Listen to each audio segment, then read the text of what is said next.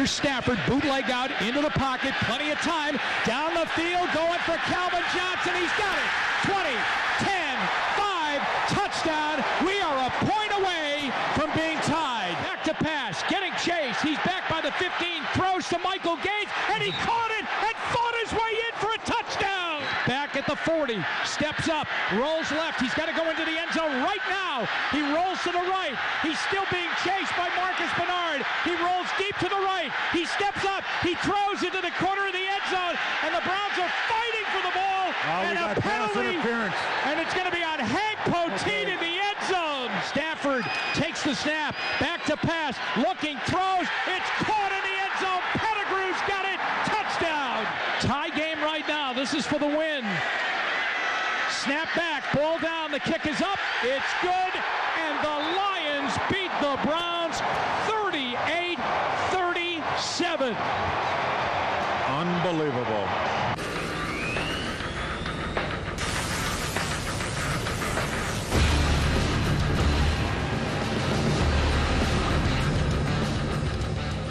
Hi, everybody, and welcome to the Monday edition of the Berea Report here on SportsTime Ohio.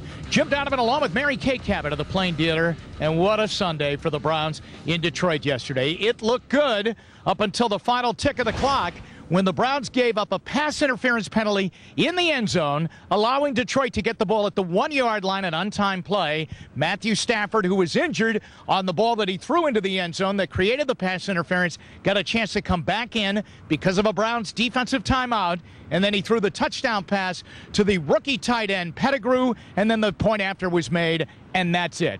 We have seen a lot of losses of all kinds, but this is going to go up there as one of the most heartbreaking. It really is. Not only one of the most heartbreaking, but one of the most bizarre finishes that we've seen ever. Maybe the Dwayne Rudd helmet play was the only other one that comes to mind that was just as crazy as this. But boy, they're all coming back now. You're right, yeah.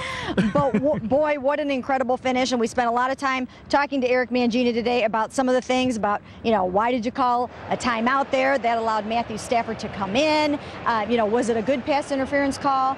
Was it a bad call? He still thinks it was a bad call.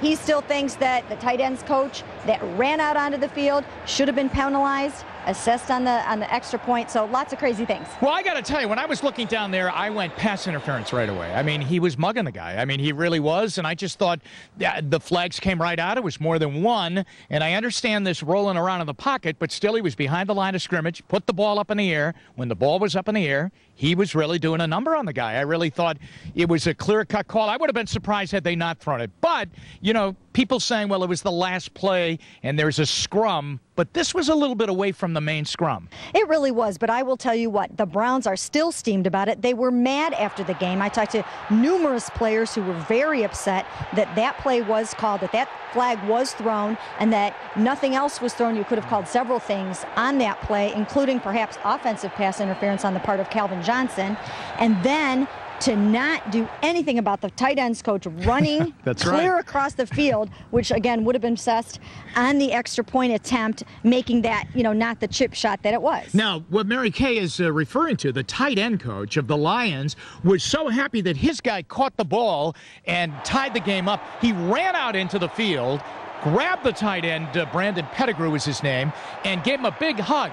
And at this taping of this show, I believe he still is the tight end coach of the Lions, because his head coach, Jim Schwartz, really went after him when he grabbed him back to the sideline. I mean, that would have ended up being, 15 yards back, so it would have been about a 30-yard point after try. With Sean Rogers in there, you don't know. Right, you never do know, and that could have been bad for them. And that's just one of the many things that the Browns are very upset about today, including, we just got done talking to Eric Mangini. He's in there suggesting that perhaps the Lions faked injuries to slow down the Browns' no-huddle. All right, now what happened in the game, especially with a couple of cornerbacks, William James went down a couple of times, stayed down on the field, and the Browns were in the no-huddle a lot yesterday, so that slowed the game down, and at one point took timeouts. Philip Buchanan went down. There were others that went down too. A defensive lineman, Joe Cohen, went down.